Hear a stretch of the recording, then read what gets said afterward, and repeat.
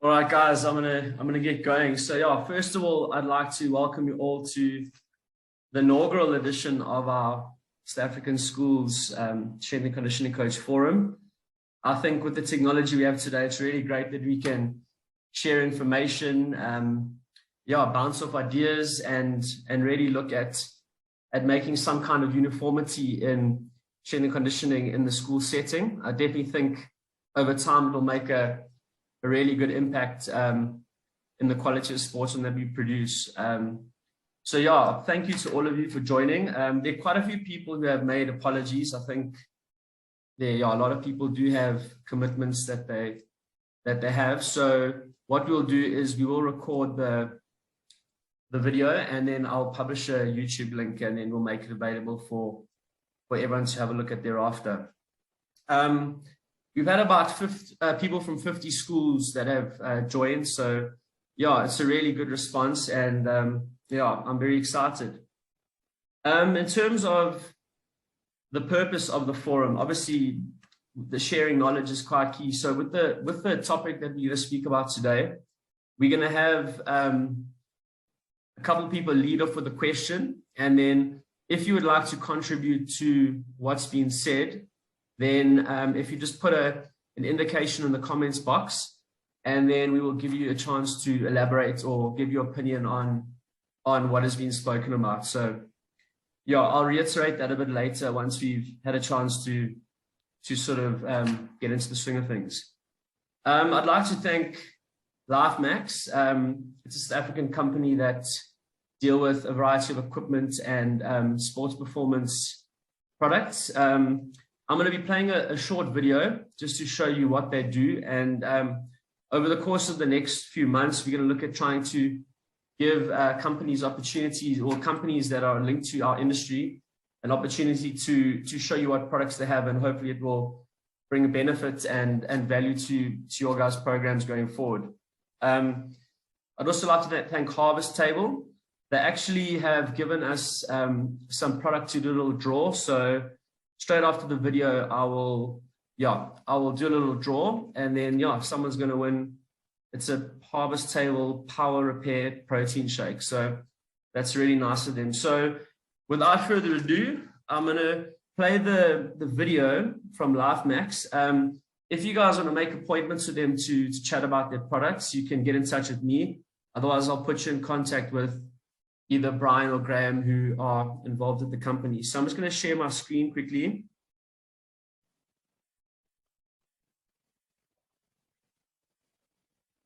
All right, can you guys see my screen? No. Not yet. Just hold on.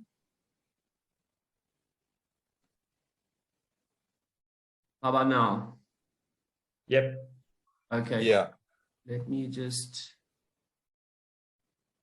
find out where this is. Yeah, Bo. Okay, let's give it a go. Can you guys see it? Yeah. Okay.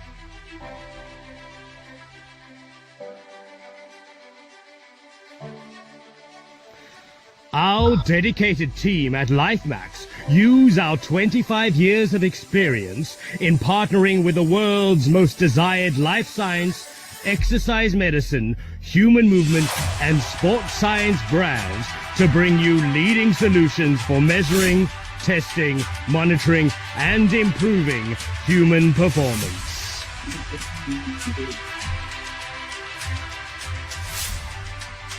Our sports performance solutions bring an advanced scientific approach and intervention that will empower you to improve athletic performance and assist athletes in effectively reaching their sport-specific goals, no matter what level they are currently at.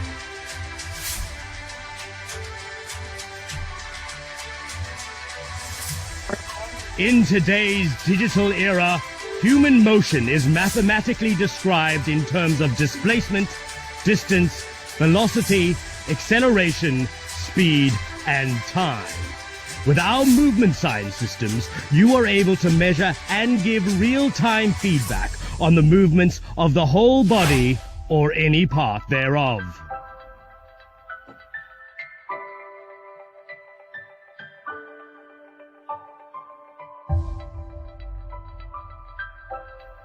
The evaluation and care of patients and athletes is covered by our integrated exercise medicine and cardiopulmonary diagnostic solutions, delivering accurate and detailed analysis that can be shared and relied on over and over again.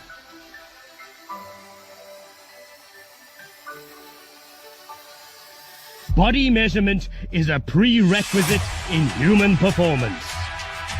Our body composition and anatomical measuring solutions cater for all your body management and analysis requirements, providing detailed insight into how these measures impact fitness, health, wellness, and nutritional status. Our injury management systems include powerful rehabilitation biofeedback programs that provide insight into both mechanical and physiological load responses. You can also capture and compare the movements of multiple joints and angles and provide valuable feedback on how evidence-based assessments reduce injuries and speed up return to play. LifeMax includes training and familiarization with each system we deliver. And to keep you at the forefront of the industry, we also offer basic, intermediary, and advanced education courses that can be tailored to any specific needs. We offer backup, service, and support to ensure that your new product gives years of quality performance. Add a new dimension to your business with our market-leading products that add value to your work in sports, nutrition, health, fitness, and exercise medicine. Please visit our website or follow us on social media platforms for more information. All right, yeah, guys. So if you are keen to look at some of LifeMax's products, just you can either look at the website or I can put you in touch with Brian or Graham. So the next thing I'm going to do is just go do the harvest table draw quickly. So I've got a draw generator. So I'm just going to share my screen again, and then we're going to do the draw. Okay.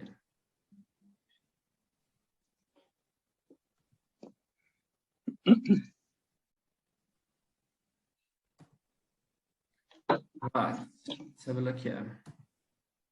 Can you guys see the generator? Yep. Okay, cool. So I'm going to get a number, and then we're going to look at the Google Sheet. So the number is 41, and just go down a little list here. Number 41 is Des Ryan from Setanta College. They're actually an institution that provide S&C courses. So yeah, I think Des is based overseas, but we'll see if we can get the product to him. All right. So guys, as I mentioned, today, I think importantly, it's a good thing that we can discuss about the challenges of our industry. I got some really good responses via the Google form, and I've picked out 5 that I think are really important and also applicable to an applied environment. So we're going to get stuck straight into them. I think Lawrence, I don't think Lawrence is here just yet. There is a topic that I wanted to chat about with him, but we'll start with Jared, if that's possible. Jared, you're good to go. Yeah, 100%. Yeah, Jared, would you mind just giving us a brief introduction as to who you are and how your career's progressed, and then I'll shoot for the question. Yeah, 100%. So firstly, thanks, Marla, for the opportunity. And basically, I've been in the high performance environment for a number of years. My background is traditionally coming from pro football. So I was with a pro football team for around 8 years, and recently just stepped into the school high performance environment. So very different change of scenery for me, and I guess change of pace, but also a very different challenge. So looking forward to that. Educationally, I have my master's in exercise science. I'm educated as a biokineticist, but obviously high performance is more of my passion. And yeah, I guess new frontier for me is school S&C and how we kind of develop the athletes of the future. For sure, yeah. I know St. John's are very lucky to have you, and I'm most certainly I'm looking forward to the difference you're going to make there. So, in terms of the question I have for you, Jared, workload monitoring in a schooling environment is a challenging aspect of strength and conditioning, often with limited resources available to be completely accurate in the execution of a plan. Often we see athletes playing multiple sporting codes as well as club and provincial commitments. How do you go about ensuring players are hitting accurate loads, both in the gym and on the sporting field? And as an add-on question towards the end, if you could discuss, are there any monitoring tools that are cost-effective that you think can be valuable in a schooling environment? Cool. So if you don't mind, obviously, I've just kind of put a few points down that I think would be quite helpful with everybody. So I guess just to start off, I think every school is different. I think everyone can agree with that. So St. John's, for example, is a 3-term school. And within those 3 terms, every student is required to play at least one sport. And we have sometimes students playing 2. So that takes away from some of their training time and our ability to, I guess, monitor their load a little bit more accurately. So for me, historically, load management always came down to physical load. So we would look at what someone is doing from a physical aspect in the gym or on the field, like you mentioned. I think for me personally, coming to this environment, I look at things a little bit differently. I look at students or student athletes more from a holistic perspective. So first thing for me is probably the mental load. And so we have students that have extremely taxing academic programs as well as cultural programs. They're driven quite hard at different schools that are more academically inclined. And then obviously we tackle the physical load, what we're doing on the field or in the gym. And then beyond that is the social load as well, what's happening in the home environment, in the social environment with their friends or loved ones or people that they hold quite dear. So I think it's more of a holistic viewpoint on load management and how we deal with that student athlete. I think for me, one of the key tips, and it's such a free, I guess, that we've used over the years is just asking student athletes, how do they feel on any given day? If we're looking at the holistic approach, someone might say, I have some family trouble, or my partner broke up with me, for example. That has an impact on their ability to perform and their load, basically, at the end of the day. So I think that's really important to build that relationship and connection.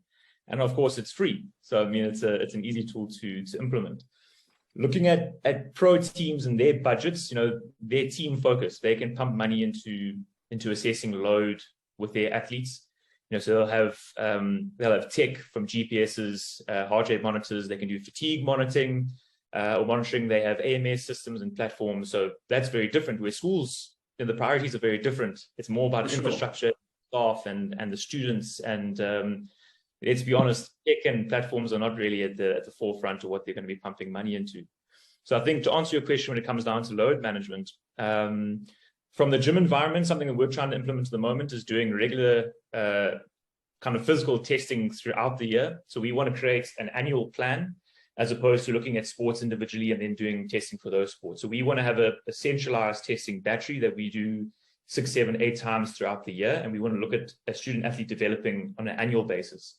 So if we take what everyone would call a grade 8 learner coming into a high school environment, going all the way through to matric, you've got a 5-year window of how you develop that athlete or that student athlete. And that's basically longer than an Olympic cycle.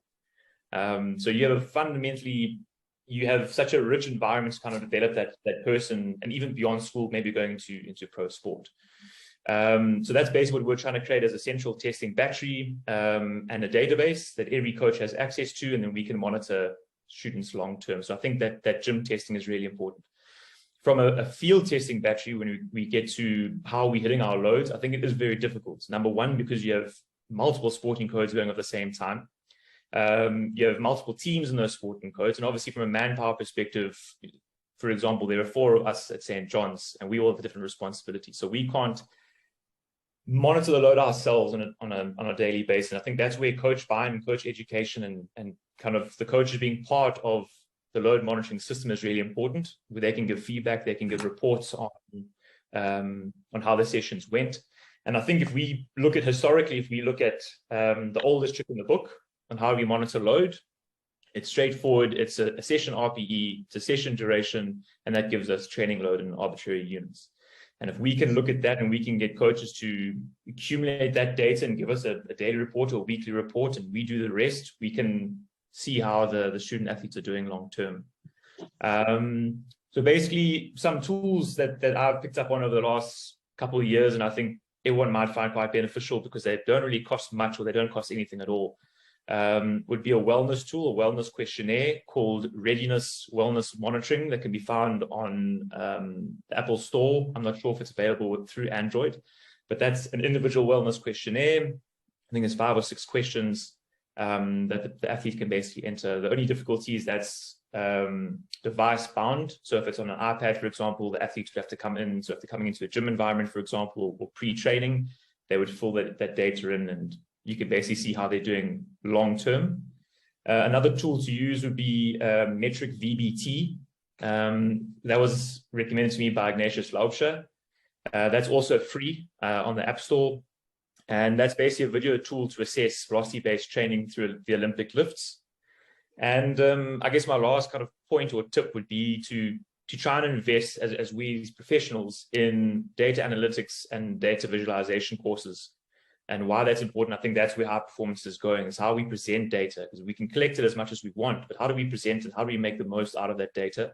And how do we kind of give the coaches tools in the most visually appealing way to make the correct decision? So I know there's a lot of courses on that on LinkedIn, so they don't cost that much, and it's obviously it's really available to everybody.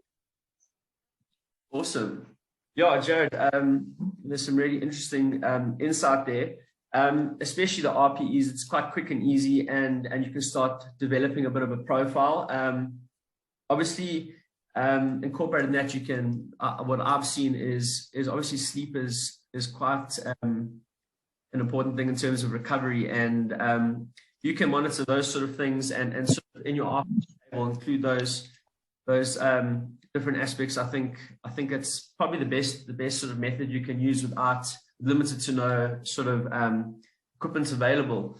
I just wanted to comment also on your centralized testing battery. I think that is a really good one, because if you keep changing your testing battery, it's obviously time consuming. If once your sort of athletes, they know exactly what they're going to be doing, it takes a lot less time to get through. And obviously time is limited with these athletes, which is something that we're going to chat on about a bit later. So guys, just for those of you that joined a bit late, if you want to make comments or share your opinion on each of the topics, just indicate in the chat. So on Jared's topic, is there anyone now who wants to sort of add on to that, or can we move on to topic number 2?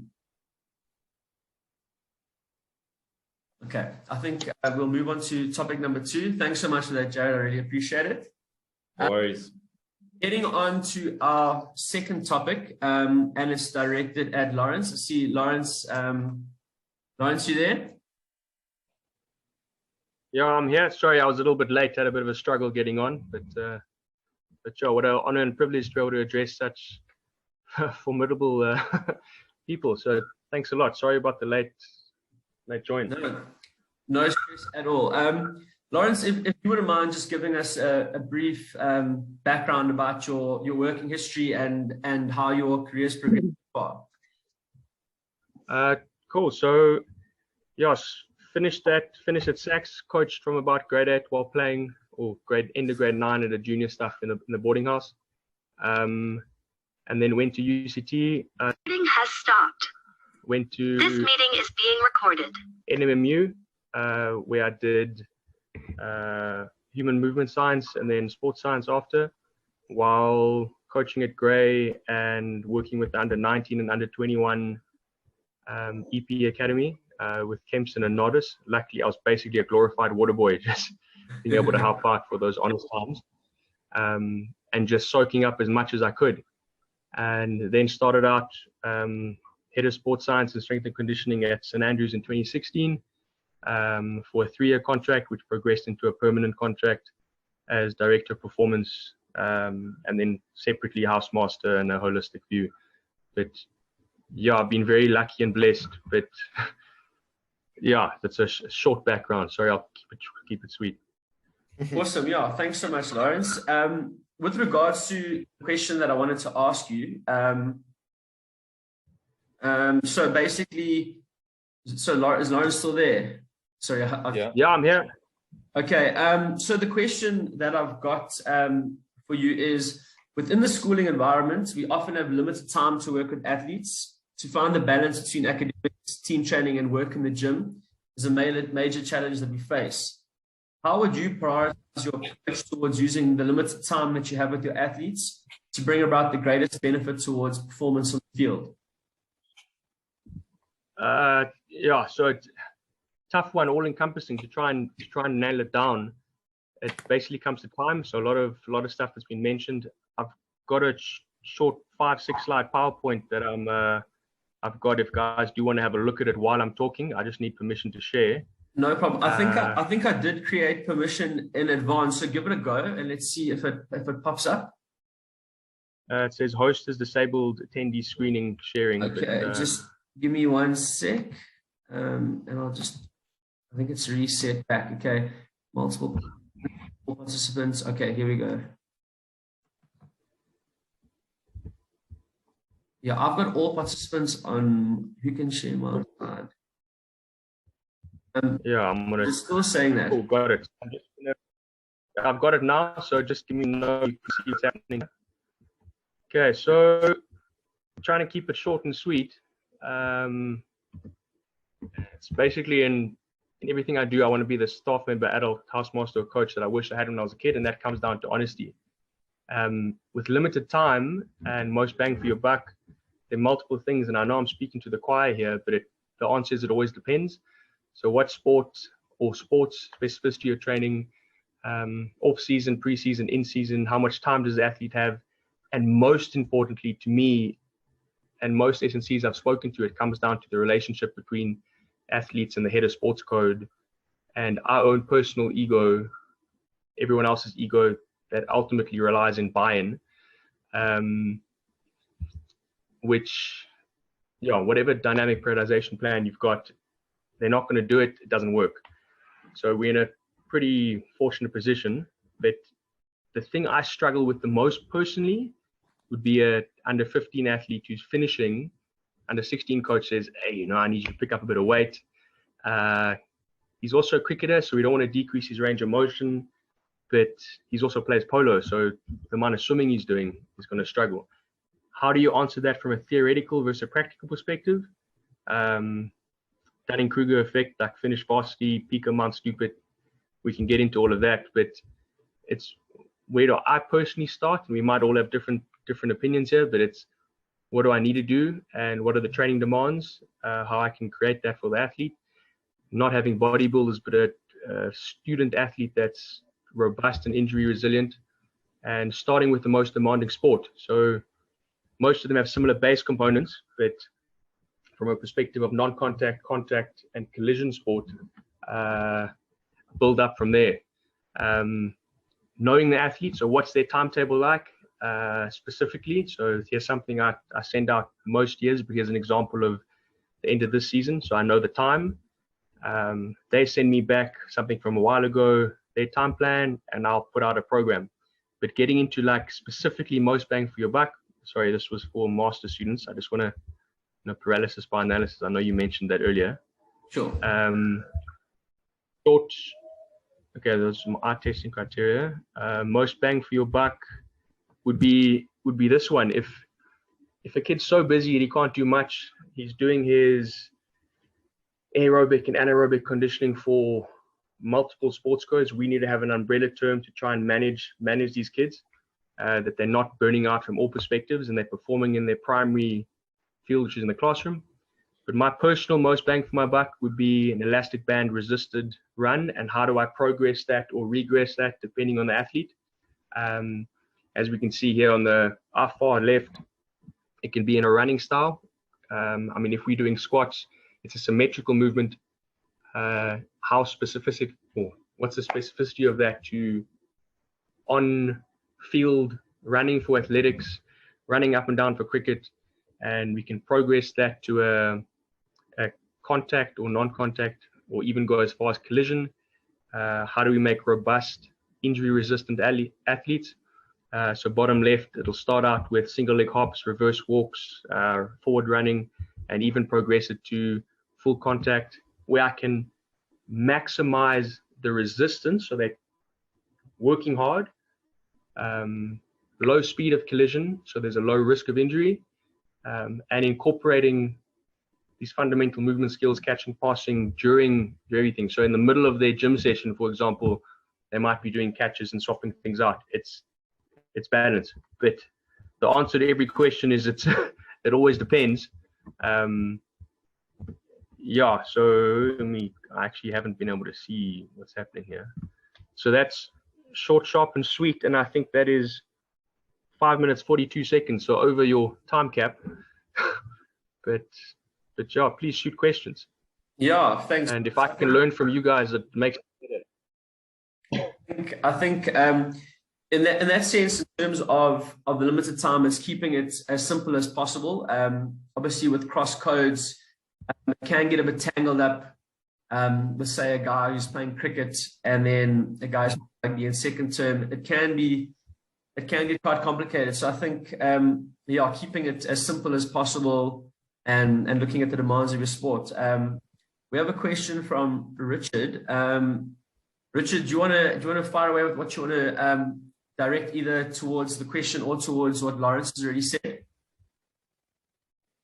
Hi there, guys. Can you hear me? Yeah. Can do. Okay, so my question comes down to something you said in the beginning, Lawrence, about like the under 15 groups. So for me, the under 15 group seems to be like a key area because they're no longer juniors, but they're not seniors. Some kids have started to go through some more sort of testosterone-driven physiological change.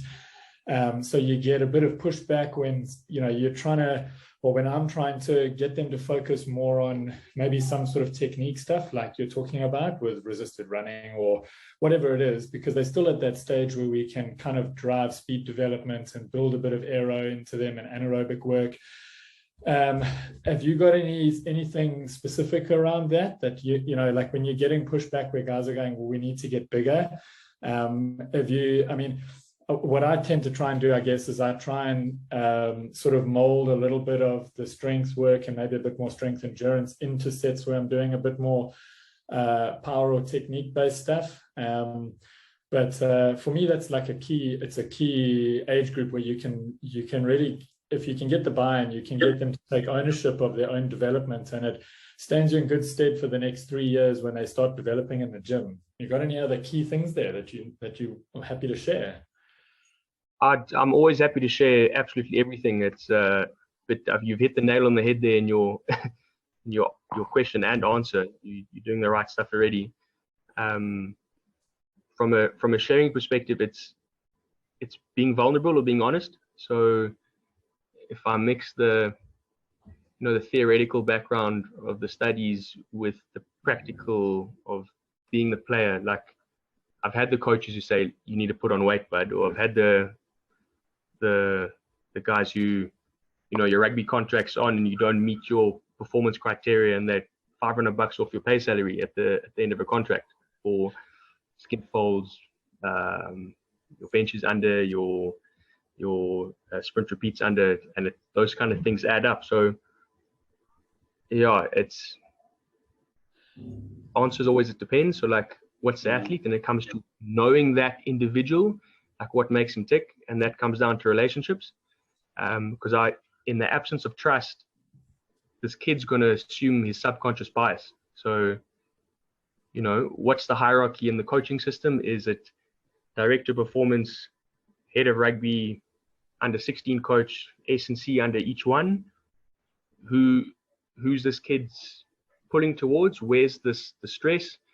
Yeah, I mean, by no means do I think I've got all the answers, and if I ever get to a point where I think I do, I've 100% lost. I mean, I learn more from under 14s every now and then in how do I get their buy-in to what I'm saying.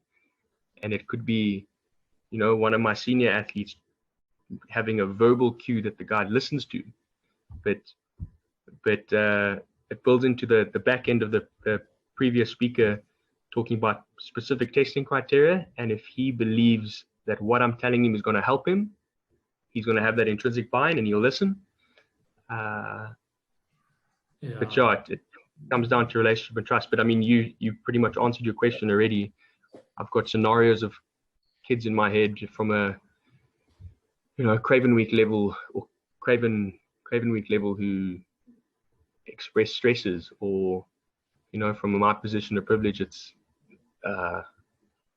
says, I've got to put on 5 to 10 kilograms, and he comes from an underprivileged school where he's on a scholarship, and the guys are spending more money in a weekend than his family earns in a month. Like, he's going to have more pressure to lead one way than another. But it's really difficult, and each and every one of us have so much influence that I don't think we realize until, a bit of hindsight. I don't think I've answered your question. I'm so sorry. No, but I mean, I think it's really the type of thing that's more, I guess, of an open discussion, because it is an unanswerable question, I guess, when we're dealing with so many kids. But I've absolutely found as well that when you get a coach that I mean, I've got a 1 under 15 coach in a specific sport at the moment who's engaging with me a lot.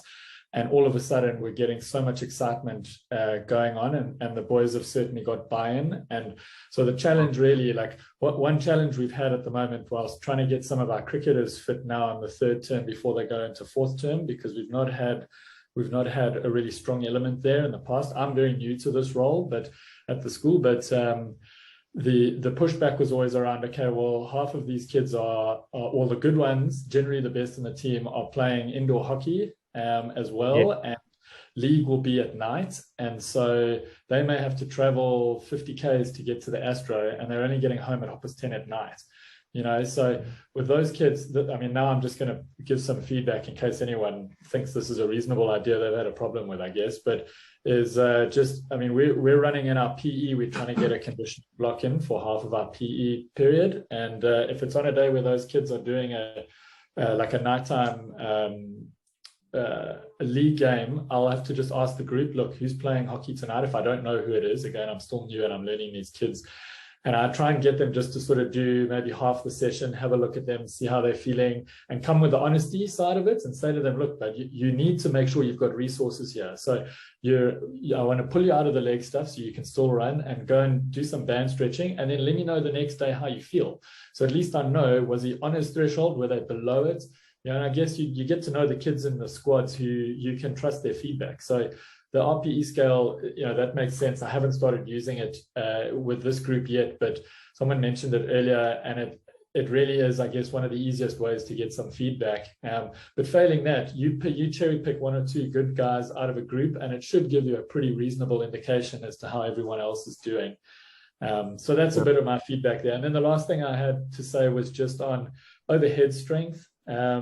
We've generally found if we can get that right, the shoulder injuries on the rugby side specifically kind of reduce. I mean, I'm just going with trying to get strength endurance with bands and maybe light poles and stuff overhead with the guys at this stage and under 15. But I kind of feel like if I can do some education side around that with them, and then the next year they start pushing the weights a little bit more, it kind of helps a bit with buy-in.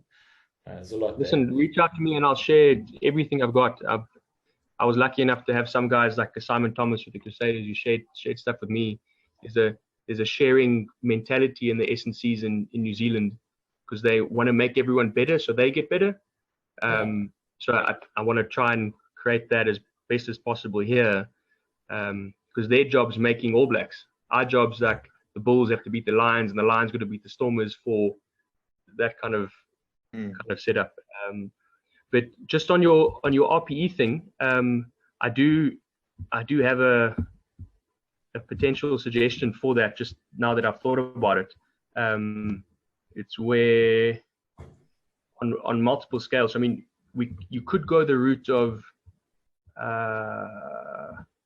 RPE. So if you're looking at RPE duration and then get a spit out per week and then monitor that by load. If you go the GPS stats, but if the guys don't have GPS data, the easiest way from a training perspective would be, I'll share the norms that I've got per rugby or hockey, like what a schoolboy level or what I've recorded at a schoolboy level. it's between 3.5 to 4.5 Ks in a half. The highest I've ever had is a crazy athlete with a scrum off who could 9 something in a whole game. But yeah, our normative testing data, the only thing I really look at would be a real big thing from a strength to weight ratio perspective. 5-minute row and standing broad jump, sprint repeat and bronco time. And that's the big one, but that's all relative. But if you don't have the GPS data, my big thing is if I'm looking at a preseason plan, and it's ironic here because it was planning for 2020 and then COVID hit us all pretty hard. It's dose. So the same way if you go to a doctor, he's going to say take, I don't know, paracetamol, 500 milligrams, 2 pills, 3 times it, whatever. In knowing what is needed in the sport, so let's say rugby, if we look at this, I think I've labeled it session 2. So saying like 150 meter run where it's 100 turn 50 is a multiple angle turn, and my fatties have to do that in, I think I've highlighted here, 30 seconds. So that's 5 meters a second. And the fast guy's got to do it in 25. So you're looking at 6 meters per second. So we can prescribe distance and speed and be quite precise in that. If they're not doing it, it takes away that subjective versus objective component, which could help. And I think is, yeah, but anyway, sorry, I'm hogging. I'm off. Me cancel this guy. That's interesting. I mean, I think we'll have GPS for our kind of main squad, but to be able to have something quantifiable for the rest of them to kind of at least aim at also helps, so I appreciate that. That's useful. Yeah. So, I mean, get the buy-in and say, this is what's expected from a senior athlete. I mean, who is your biggest role model at school? You under 14, it's the matric is playing first team. Yeah. But I must say, in a boarding school environment, I've got a massive asset in. We've got access to them more, so we can do morning sessions at a time where they're not driving in from different places. We can control the diet 100% because we are 90% boarding school. But it's got its perks and cons depending on how your SWOT analysis works. But yeah, reach out to me afterwards. I'll share whatever I've got. I'm happy to help. Makes us all better at the end of the day. Thank you.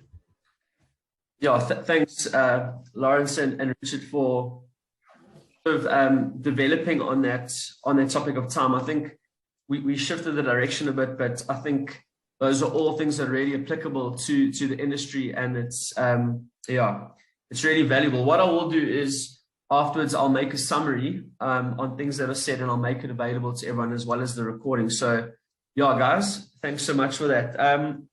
The next topic, funnily enough, is specifically about creating buy-in. Obviously, yeah, buy-in is a tough thing. Without that buy-in, you're not going to get anyone to follow your program. So I know Rian was going to be a little bit late. Rian, are you there? How's it? Yes, I'm here. Can you hear me? Yes. Rian, thanks so much for joining us. If you wouldn't mind just giving us a brief introduction on your background, and then yeah, we'll dig straight into a question. Yeah, how's it, everyone? Good to be here. Good to get to chat to a big group of SNCs. I don't think this has ever really happened before. I've never really heard of anything like this happening before. So my name's Rian. I'm 24. I'm one of the SNCs here at Paul Roos, one of 2. Because we're only 2 this year. We got brought on board this year. We're working with multiple sports. Got the rugby. I'm working with under 14s and under 16s. I've had my first full season with them, joining in Jan. Hockey from 14 to 19, we worked with majority of the season, and then polo, water polo, and cricket we recently started working with. I myself am an old boy from Paul Roos. I joined in my grade 10 year, coming from a school in Cape Town. And then, yeah, I mean, that's from there I went on to study sports science, did my honors in performance sport at University of Stellenbosch. And now, after that, did my internship I did a internship at SAS here in Stellenbosch, and I'm currently doing my master's in performance coaching through Setanta College and Irish University. Yeah, that's all about me. Awesome. Thanks so much, Rian. So the question I have to you, Ian, is as follows. Creating buy-in to a system is an extremely important factor in creating a successful team environment. With regards to athletes and youngsters often watching questionable content they see on social media and YouTube, how do you go about creating buy-in to your philosophy and programming? I know Paul Roos has a really rich culture history, especially in their rugby program. What aspects do you think are key in creating an effective training culture in the gym? I think it's a great question. Obviously, being an old boy, I remember from training sessions, I played rugby myself, and training sessions were always a kind of like, you get left behind, your teammates will pick you up. It wasn't leaving each other behind. So there was a big sense of brotherhood within not only the rugby, but within all sports. And I think that kind of motivated everyone to just keep moving forward. And just to go into the buy-in, I think social media has definitely affected buy-in hugely. I think athletes always begin to question any kind of programming that doesn't include a 1-rep max deadlift or a bench press or bicep curls for 100 reps. Or so I've tried to counter this by always having an open door policy with my athletes. So I encourage them to ask questions. I'll give them an opportunity to ask if they understand once I've explained a block or a set, and just try and give them some kind of idea as to why we are doing what we're doing. I found that once I've given them reasoning or the outcome that I want them to achieve, or the adaptation that I want them to get, they know what the end goal is, so they tend to just commit a little bit more. And I think also just being open with the athletes also builds a lot of trust. I think somebody mentioned before, one of the biggest factors regarding buy-in, I think if they don't trust the coach, or they don't trust the coaching environment, they won't have a big buy-in. And I think being honest with athletes also goes a long way. I mean, I always try and prep my athletes if we're going into a preseason block where we need to kind of lift the running load a little bit just to get that kind of adaptation. I'll tell them, like, this next block is going to be hard. We're going to get the lungs burning, but rather get them burning now than getting them burning in the first game in the first 5 minutes. And I think that they kind of get to prepare themselves as well for that. So kind of let them know what they're in for, get them on board, get them to fully commit, pick each other up. We've always got the saying, hard work pays off, hard work beats talent when talent doesn't work hard. But I think we must also they must also know how to work smartly as well. I mean, you get a lot of guys coming in on their own time, trying to get a 1RM deadlift or bicep curling for 30 minutes. And I always try and ask the question to them, well, is this going to be beneficial to your sport? I mean, obviously in a sport like rugby, there's always space for hypertrophy work. And so to kind of get guys on board and even more buy-in, I kind of opened up these extra sessions in the evenings. I work in the hostel here at Paul Roos as well. So I've got a bit of time in the evenings to come kind of open up the gym and kind of got the guys in to maybe work on more individual goals. So guys who need to maybe lose a bit of fat or pick up a bit of muscle, try and get them more on board and more buy-in through working on their individual stuff, and created a huge buy-in. And I kind of got more out of my team sessions as well. They weren't really doubling up on exercises or squatting 3 times a week or twice a week, so I could kind of manage what they were doing, which was quite nice. And I guess, my key points, I think social media has had a huge impact on the buy-in. We can try and counter it on being clear with the outcomes and the goals for the athletes, encourage questions, make sure you can answer them. I think by doing that, we can kind of create smarter athletes. So guys who maybe come in on their own, they've done their mobility before, they come in, they know they need to maybe recover on this day because tomorrow's a heavy day. And I think, yeah, always be open to your athletes, build their trust, and be honest going forward. Awesome, Rian. Yeah, it's a really great answer, and I can most certainly relate to a lot of the things that you said. I definitely share the same sentiments with regards to teaching the athlete the why. I think if you can completely show them how a certain exercise will affect their performance on the field in a way that they can understand, I definitely think that it helps. Taking the time to also, as you say, get to know that athletes, show them that you care, show them that you're not there just to sort of pick up your paycheck. You're really sort of getting involved with going the extra mile towards making sure that they can be the best that they can be. I think that it will really go a long way. Guys, you wanted to add on to that?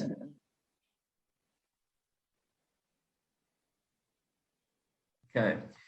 Just on that topic of buy-in, there's a book that I read by someone called Brett Bartholomew. It's called Conscious Coaching: The Art and Science of Building Buy-in. It's a really good book. What he does is he basically classifies humans into certain archetypes or groups of characteristics, and there's about 8 of them. And generally, if you sort of can link the personality of a player to one of these archetypes, he gives you really good insights on how to win that player over or to get the most out of that player. So I do have a PDF version of that book. So if anyone is interested in giving that a read, I can make that available to you guys. Just give me a shout on the group. I'll post a link to that book on the WhatsApp group. But yeah, Rian, thanks so much for that. I really appreciate it. Thanks very much for the opportunity. Awesome. Moving on to our 4th topic. It's regarding athletes of varying ability within a group. So I'm going to ask Rogan comments. Rogs, can you just give us a brief introduction as to your background, and then we'll fire straight into the question. What's happening, guys? So my name's Rogan. I'm a strength and conditioning coach at Westville Boys High School. I used to work there with Miles, funnily enough. That's how we met. I was his assistant, and then he moved on to better things into Sandton Joburg, and I took over his position. And during lockdown, we actually started Merck Athletic Development, which is an athletic development company. And I've continued to stay working at Westville Boys High, and now run the department. Yeah, so basically that's a bit about me, but yeah, moving on to the question.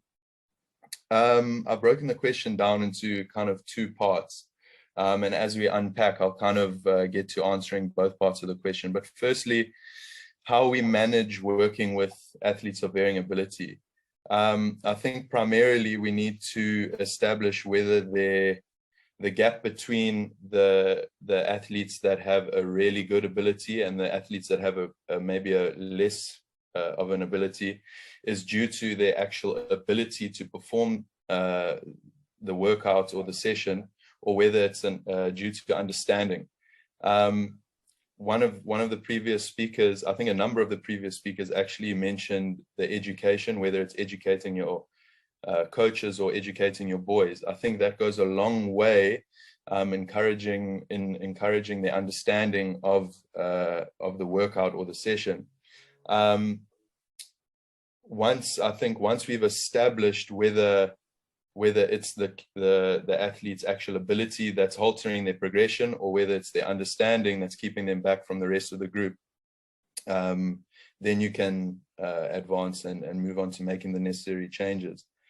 I think also we need to consider junior and senior athletes, because if we talk about our juniors, maybe our grade 8 and 9 athletes, for the most part, they don't have much experience in a gym or with strength and conditioning. and maybe the experience that they do have in the gym, if they do have any, is maybe with their father or a family member at Virgin Active, and it's not necessarily relative to their sport of choice.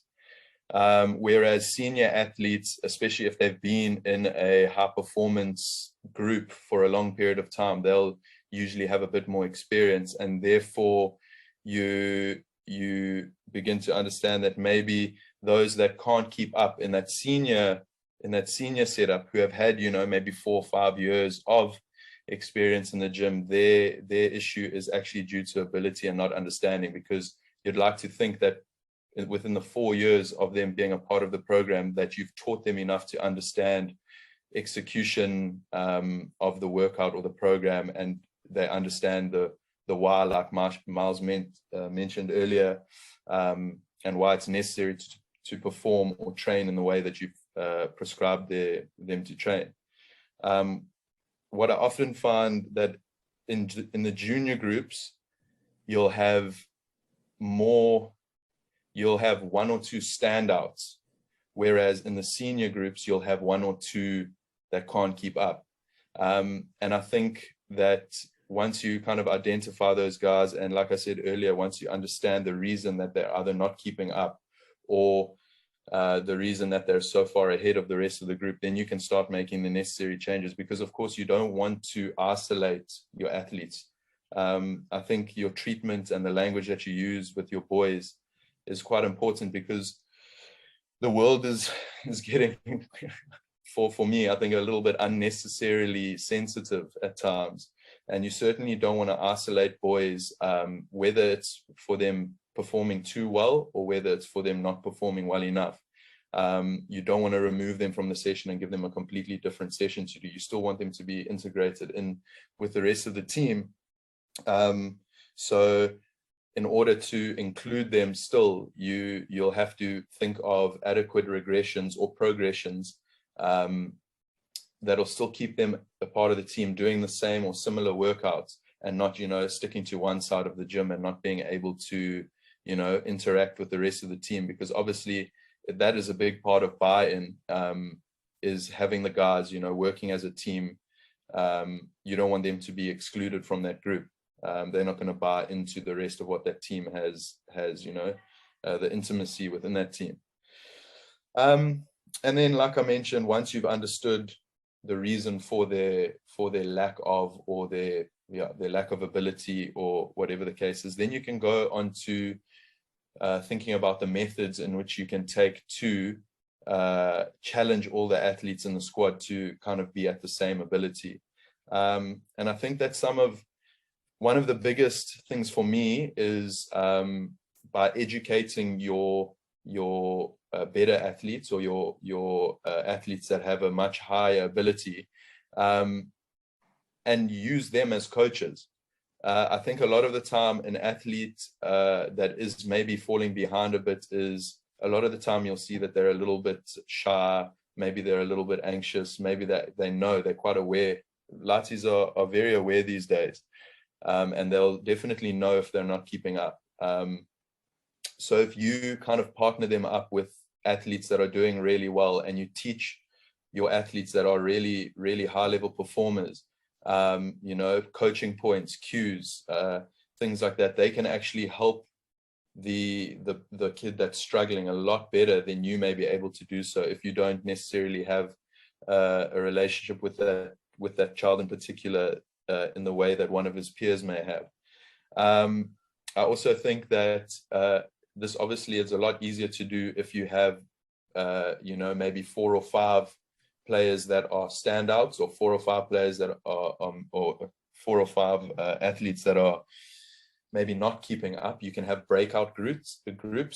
So that'll be a group of maybe of all the athletes that you've identified that maybe are either too good or not so good in this particular session. You can give them a session together, because you don't, like I mentioned earlier, you don't want to exclude anyone or isolate anyone. So as long as there's a bit of a group, that often seems to help.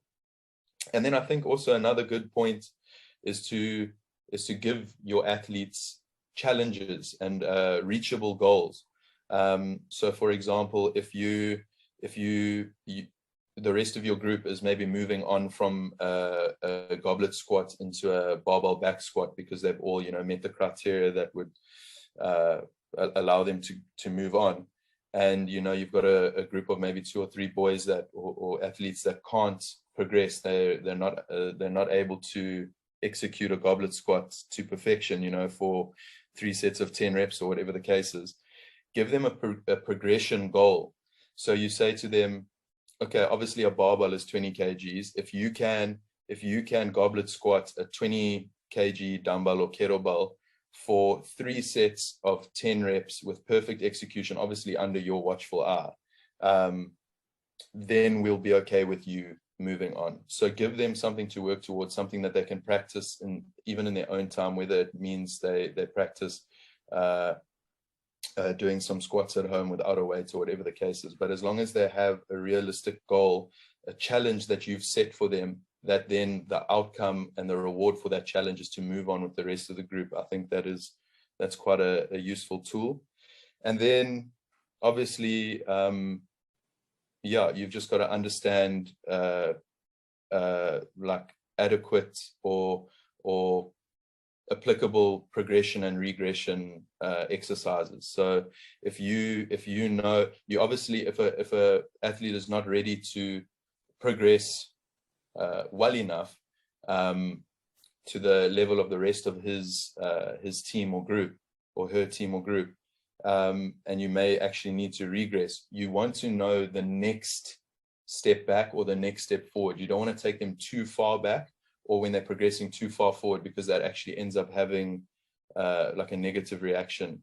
Like if a athlete is doing normal body weight squats, you don't want to put them straight onto a back squat. The gap between the two is maybe too big. Or if they're struggling with a back squat, don't take them all the way back to a body weight squat. Maybe take them to a goblet squat or a rack squat or a bag squat or something like that. Regressing too far or progressing too far often has a far worse reaction or response. I think I've covered everything that I had written down or jotted down. I think that it is quite a broad topic, and I think like who was it that said earlier? Lawrence, I think, said what's the answer? Well, it depends. So I think it is very dependent on the environment in which the athlete is training, the reason for the training, the why.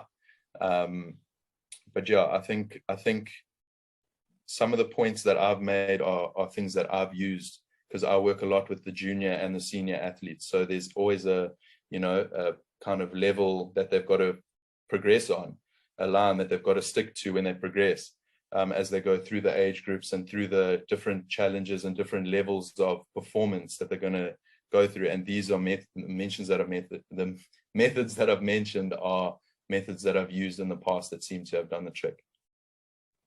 Yeah, thanks for that, Rogues. Some really good insight through experience, lots of years working with you, and I tend to agree with most of that stuff. One thing I really liked that you mentioned is pairing guys together as training partners. So often you have the dynamics of a training group, and you have sort of your little separations. Obviously, when you're trying to create your buy-in, culture goes along with that. And I think that pairing certain athletes together really does help create a good dynamic within your squad. It creates a cool little vibe. And I think like little things like we used to do is on a certain day, you'll give each guy in the squad a chance to be on music duty. They have to add their playlist, or they have to bring their playlist, so everyone sort of has a chance to sort of show what they got. And I think it just creates a really good vibe as a whole. Guys, does anybody else have any input onto the stuff that Rogues has just said?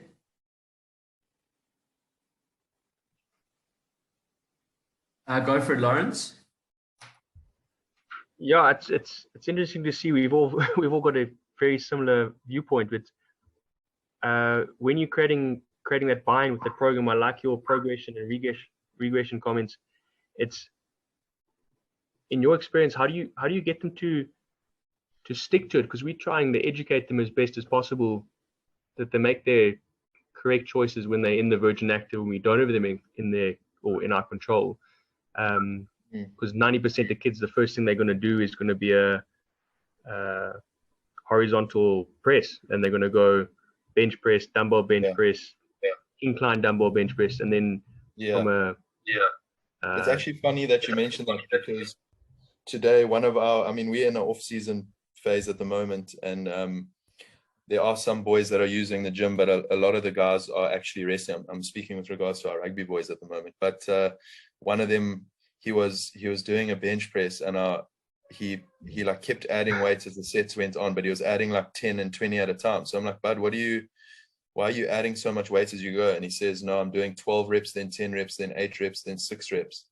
And I was like, why are you doing that? And then he's like, yeah, and afterwards I'm doing incline chest press, and then I'm doing dips. And I'm just thinking, like, buddy, where, if you were at Virgin Active, no one would have been having this conversation with you, and you'd have been just smashing it, absolutely destroying the pecs. But it is a tough one to deal with. I'm lucky in the sense that I haven't dealt with that too much. We are very privileged in the sense that at the school we've actually got 3 training facilities. So we have one. It's like the old gym. We've kept it a gym, and at the moment it's open to the rest of the school, where we have another strength and conditioning coach who like pretty much runs the gym, and he lets the boys train how they want to. But if he sees something like that, he'll step in and try and educate the boys a bit more. So I think the fact that we have 3 or 4 guys that are speaking the same thing into the boys' ears, it helps them to learn it a bit more freely. Whereas if it was one person telling them one thing and then 10 people on Instagram telling them another thing on how to grow your pecs or your deltoids, they'd listen to the Instagram trainer as opposed to their trainer at the school. I think because when they go from the recreational gym at school that they've been given the privilege of using, and then coming to the sessions that are scheduled for them, they're being told the same thing throughout. So I think we're in a place where we're a bit luckier than maybe other schools where they've only got 1 S&C coach or 2 S&C coaches who don't have the opportunity to speak to them as much. But yeah, I don't know. I've got to give it a bit of thought if I'm going to have to give you an answer that I'd need to think of. But yeah, I think obviously the understanding is a massive thing, and you've mentioned trust a number of times. I think if they trust you and you've got them results in the past, they're going to back you, and they're going to back your opinion.